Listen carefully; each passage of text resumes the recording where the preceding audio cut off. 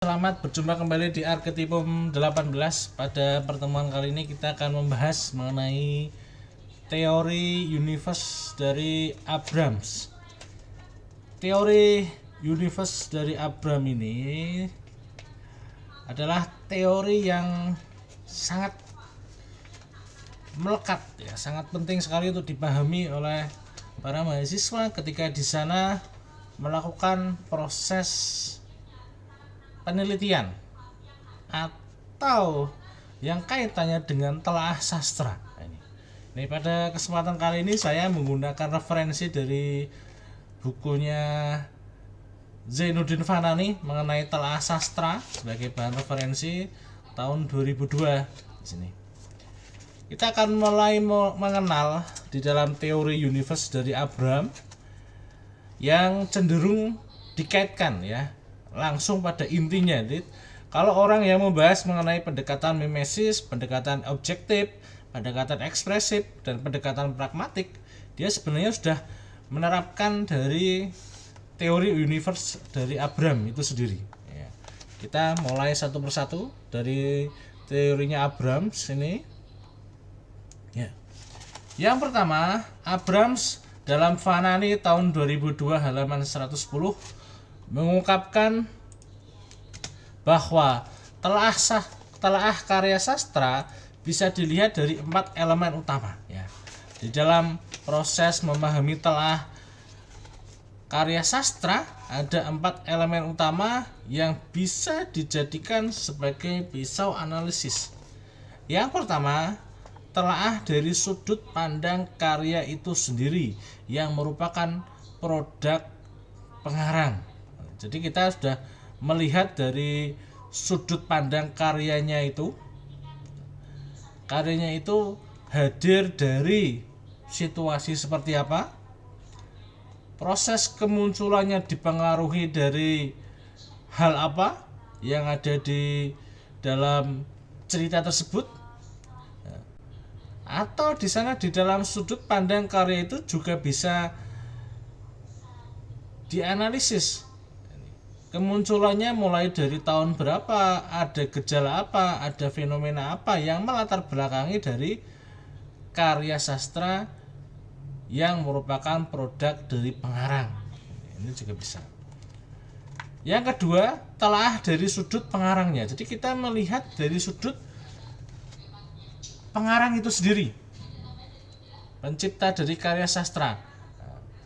Dari sudut pandang pengarang kita bisa melihat yang pertama dari latar belakang pengarang itu.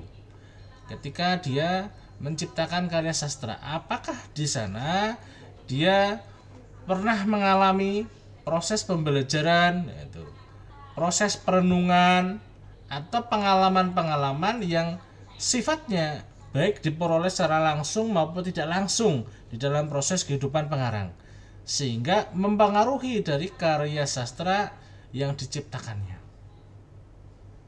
Itu dari sudut pandang pengarang. Yang telaah dari keterhubungan ide, perasaan atau peristiwa-peristiwa yang mendasari karya yang ditelaah, baik secara langsung atau tidak langsung, yang secara esensial pada dasarnya merupakan satu tiruan ya. Ini perlu dipahami bahwa ide, kemudian perasaan, peristiwa dari kemunculan karya sastra itu secara langsung dan tidak langsung itu merupakan tiruan ya. Tiruan ini dasarnya dari mana? Nah, ini dari fakta-fakta yang ada di dalam kehidupan. Nah, jadi fakta yang ada di dalam kehidupan di sana direkam, kemudian dihayati oleh pengarang dan dimunculkan sebagai salah satu topik di dalam penulisan karya sastra, yang di sana juga ada tambahan terkait dengan imajinasi para pengarangnya.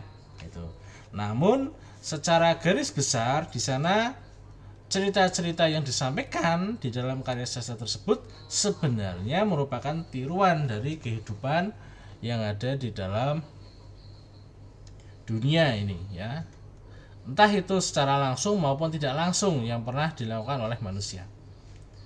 Kemudian yang keempat, telaah dari sudut pandang pembaca atau penerima. Jadi kita melihat di sini di dalam karya sastra terutama dari sudut pandang pembacanya, dari penerimanya. Bagaimana cara kita mengetahuinya? Yang pertama, ketika kita sebagai pembaca di sini kita melihat keadaan-keadaan yang ada di dalam peristiwa yang ada di dalam cerita tersebut. Tepatnya kita memahami dari sudut pandang kita. Lalu di sana antara orang pertama dengan orang yang kedua membaca, di sana tentu pemahamannya berbeda. Semuanya menyesuaikan dengan pengalaman yang diperoleh oleh pembaca.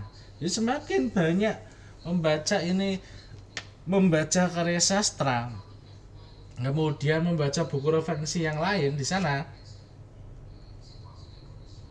dapat memperkaya pemaknaan setiap karya sastra. Jadi karya sastra A dibaca oleh orang B, karya sastra A dibaca oleh orang C, tentu di sana pemahamannya berbeda. Nah, inilah yang dinamakan karya sastra di sana multi tafsir, ya. Menyesuaikan dengan pemahaman pembaca itu sendiri. Nah, ini dari Abrams dalam Vanani ada 4 sudut pandang karya sastra itu sendiri: sudut pandang pengarang, sudut pandang dari tiruan, sudut pandang dari pembaca atau penerima. Kemudian secara detail tadi kita mengenal yang pertama ada pendekatan mimesis, ada pendekatan objektif, pendekatan ekspresif, dan pendekatan pragmatik dari teorinya Abrams. Kita membahas satu persatu dari pendekatan mimesis yang ada di sini. Pendekatan ini bertolak dari pemikiran bahwa karya sastra merupakan refleksi kehidupan nyata, ya. Kata kuncinya di sana adalah refleksi dari kehidupan nyata. Apa yang terjadi jika refleksi dari kehidupan nyata? Seperti tadi yang saya sampaikan bahwa cerita-cerita yang disampaikan di dalam karya sastra sebenarnya di sana ada di dalam kehidupan. Nah, ketika sudah dinyatakan ada, berarti di sana sebenarnya dia melakukan proses pengamatan terhadap peristiwa-peristiwa kehidupan dan kemudian dituliskan di dalam karya sastra. Nah, ketika sudah masuk di dalam karya sastra, tentunya di sana ada imajinasi yang ditambahkan oleh penulis. Nah, tetapi secara garis besar di sana sebenarnya, nah ini ada di jawaban yang kedua, refleksi ini terwujud berkat tiruan. Nah ini loh, ada tiruannya dan gabungan imajinasi pengarang terhadap realitas kehidupan atau realitas alam. Artinya bagaimana ketika di dalam proses kehidupan banyak ini dari para pengarang itu melakukan penelitian terlebih dahulu di dalam proses kehidupan. Misalnya mengenai panjat tebing, di sana prosesnya bagaimana, apa saja yang perlu dipersiapkan, langkahnya seperti apa, itu sudah dilakukan proses penelitian. Nah, tinggal di dalam proses penulisan, ini karya dari imajinasi pengarang lah yang bermain di sana. Nah, ini di dalam proses penulisan itu. Nah, itu di sana masuk di dalam proses pendekatan mimesis. Nah, ketika teman-teman mahasiswa ini melakukan penelitian, banyak yang menggunakan pendekatan mimesis berdasarkan sudut pandang dari pendekatannya itu digunakan untuk apa. Nah, misalnya, ini cerita ini sebenarnya ada di dalam kehidupan, yang disorot oleh dia adalah menggunakan pendekatan mimesis. Nanti data-data yang ada di dalam kehidupan itu dipeta-petakan. Nah, dipeta-petakan di sana. Nah, ini loh data yang terkait dengan aktivitas seperti tadi misalnya panjat tebing, proses pengenalan awal, latar awal seperti apa di sana disampaikan. Kemudian di sana proses pengenalan bagaimana di sana. Sampai di sana yang ketiga di sini pengarang melalui karyanya hanyalah mengolah dari apa yang dirasakan dan dilihatnya.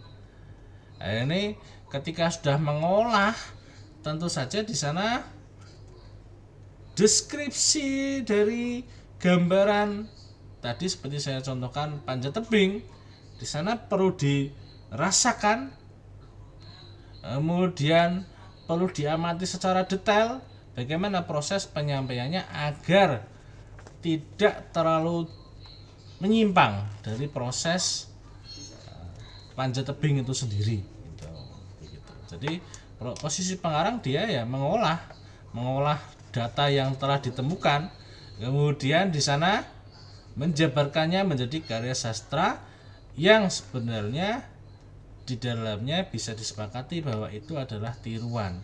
Tetapi ketika meniru, tetap di sana ada imajinasi pengarang yang dimasukkan di dalam karya sastra itu. Nah, jadi tidak serta-merta ya. Itu masuk di pendekatan mimesis.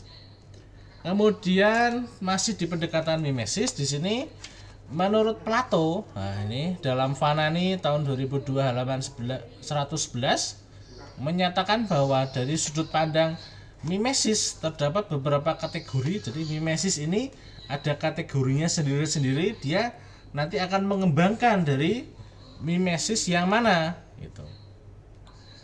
Yang pertama mimesis dari ide abadi atau ide yang tidak bisa diubah.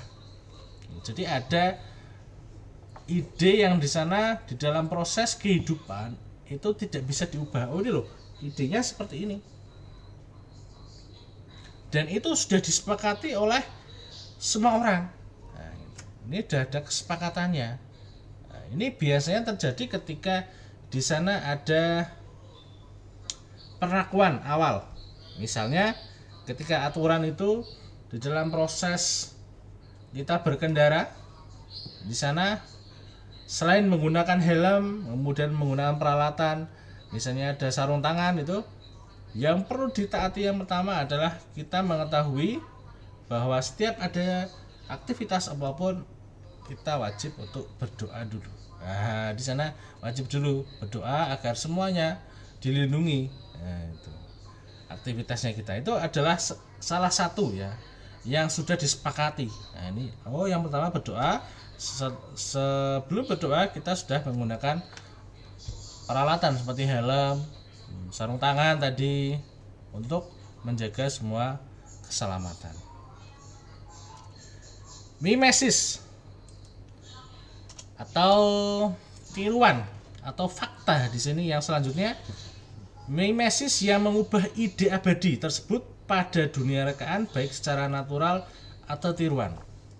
Sebenarnya ketika kita akan merubah ide atau runtutan itu pada dasarnya kan memang sudah ada ya, sudah disepakati oleh masyarakat dan semua masyarakat sudah tahu. Ketika kita akan mengubah di sana mengubah urutannya. Nah, begitu, mengubah urutannya. Namun di sana tidak merubah secara serta-merta bahwa ada beberapa aktivitas yang ditinggalkan gitu. Ini perlu dipahami di dalam proses Anda memunculkan cerita-cerita terkait dengan runtutan dari mengubah ide itu sendiri. Kemudian yang ketiga, mimesis yang merefleksikan kategori kedua yang mendasari imaji yang kemudian dipantulkan dalam karya seni.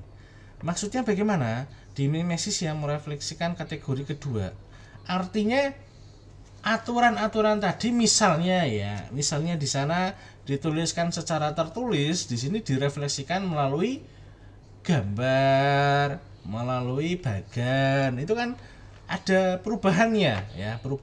Namun tidak berubah serta-merta maknanya itu. Jadi ada tempat ada media yang berbeda yang disampaikan oleh pengarang ketika merefleksikan aturan-aturan tadi. Nah, ini sudah ubahan yang memunculkan karya seni. Itu ada 3 ya tadi yang bisa kita pahami dari Plato, dari ide abadi, kemudian mengubah ide abadi, kemudian memunculkan media yang lain yang ada di dalam ubahan ide abadi tersebut. Kemudian yang kedua dari teorinya Abrams ada pendekatan objektif ya. Di dalam pendekatan objektif di sini Fanani tahun 2002 halaman 112 menyatakan bahwa pendekatan objektif adalah pendekatan yang mendasarkan pada suatu karya sastra secara keseluruhan. Pendekatan yang dilihat ini ya, dari pendekatan objektif ini adalah eksistensi sastra itu sendiri berdasarkan konvensi sastra yang berlaku. Maksudnya seperti apa? Ketika sudah ada kesepakatan ya, ini konvensinya seperti aspek-aspek intrinsik yang meliputi makna, diksi, rima, struktur kalimat, tema, plot, setting, dan karakter. Ini kan posisinya kita sudah tahu bahwa objektif ya melihat di sana apa adanya, tapi di sana kita melihat dari karya sastra itu secara keseluruhan.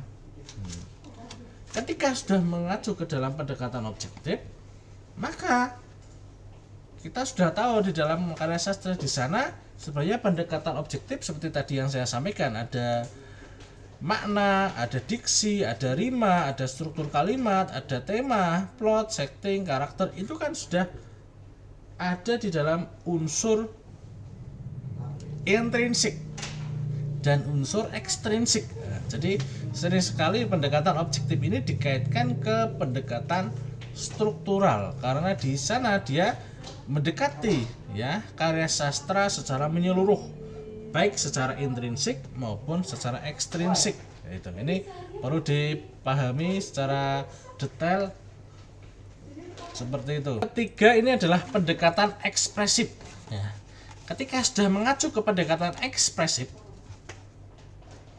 ini dititik beratkan pada eksistensi pengarang sebagai pencipta karya sastra. Sejauh manakah keberhasilan pengarang dalam mengekspresikan ide-idenya? Nah, ini akan terlihat ketika dia menuangkan karya sastranya. Karena itu tinjauan ekspresif ini lebih bersifat spesifik. Nah, ini harus spesifik. Mulai dari mana kita melihat spesifiknya dari ini pendekatan ekspresif itu? Dasar telaahnya mulai dari keberhasilan pengarang mengemukakan ide-idenya, kemudian mengekspresikan emosinya, kemudian mengkomposisi semua dari ide-ide tersebut dalam satu karya. Nah, ini ketika pengarang sudah menyampaikan ide-idenya, sudah menuangkan ekspresinya, kemudian sudah menyatukan menjadi satu karya, maka di sana kita melihat, kita menganalisis dari sudut pandang ekspresi itu, sudut pandang pendekatan ekspresif. Yang paling dekat atau di sana sering digunakan, ini misalnya ketika kita menganalisis dari sudut pandang pengarang novel Ronggeng Dukuh Paruk misalnya di sana, karya Ahmad Tohari. Nah, kita melihat salah satunya dari latar belakang pengarang itu. Ketika dia memunculkan ide-idenya ini ada faktor apa yang mempengaruhi? Itu. Pada situasi seperti apa? Pada zaman seperti apa? Ini perlu kita cek. Kemudian ketika karya sastra itu sudah muncul, di sana tentu saja ada kerumitan yang diciptakan oleh pengarang. Kerumitan itu pada dasarnya ada pengalaman seperti apa. Pengalaman seperti tadi yang kita singgung, ada pengalaman secara langsung maupun pengalaman tidak langsung. Ketika di sana sudah mengacu ke dalam proses pengalaman tidak langsung, ini ada pustaka-pustaka yang diperoleh oleh pengarang ketika memunculkan karya sastranya tentunya. Ini ada pengendapan keilmuan. Kemudian yang terakhir di sini mengenai pendekatan pragmatik. atau sering disebutkan sebagai pendekatan reseptif. Pendekatan telah pragmatik yaitu pendekatan yang didasarkan pada pembaca. Keberhasilan satu karya sastra diukur itu salah satunya dari mana? Dari pembaca itu sendiri. Ketika karya sastra di sana sudah dianggap memberikan kesenangan, memberikan nilai, ya ini adalah perspektif dari pembaca. Oh ini. Jadi pembaca di sana memiliki unsur penilai yang sangat dominan ya. Karena di sana kita melihat ini bagus sekali Pak cerita ini. Nah, ini saya sekali. Nah, itu. Ini memberikan nilai moral. Ini ada nilai-nilai kritik sosial. Ini bisa memberikan analisis terhadap nilai kesantunan. Nah, misalnya di sana. Nah, ini dari sudut pandang pembaca itu sendiri. Nah, semua karya sastra ketika sudah hadir di sana diberikan kebebasan kepada para pembacanya untuk memaknai dan memberikan penilaian sesuai dengan pemahamannya. Seperti tadi, semakin banyak membaca dari berbagai buku referensi dan artikel jurnal di sana itu dapat memperkaya pembaca ketika di sana membaca karya sastra. Nah, itu. Jadi akan semakin dalam lagi ketika menganalisisnya. Itu dari perspektif pendekatan pragmatik atau reseptif dari sudut pandang pembaca. Oke, itu jadi saya menggunakan buku referensi dari Zainuddin Fanani tahun 2002 tentang telaah sastra sebagai bahan referensi pada pembahasan di dalam teori universe Abraham yang tadi kita sebut ada 4. Yang pertama meliputi mimesis, objektif, ekspresif, pragmatik. Mimesis berarti di sini tiruan di dalam kehidupan nyata. Objektif di sini berarti tadi menyesuaikan dengan apa yang ada di dalam karya sastra itu sendiri secara keseluruhan. Biasanya di sana dikenal sebagai pendekatan struktur. Kalau udah ke struktur berarti nanti di sana mengacunya ke intrinsik dan ekstrinsik. Ekspresif di sini mengacunya kepada pengarang ya. Pengarang itu memunculkan ide-idenya, meluapkan emosinya, menyatukan dalam satu karya itu ada fenomena-fenomena apa. Salah satunya bisa kita cek dari latar belakang pengarang itu sendiri ya. Kemudian pendekatan pragmatik dari sudut pandang pembaca. Ketika pembaca di sana memaknai setiap karya sastra itu adalah pemaknaan dari pembaca yang di sana sudah menemukan nilainya, menemukan pesannya, menemukan kesenangannya, menemukan kemanfaatannya itu dari sudut pandang pendekatan pragmatik. Itu dari saya, semoga bisa bermanfaat. Sampai berjumpa lagi di Arketipum 18 selanjutnya. Salam budaya.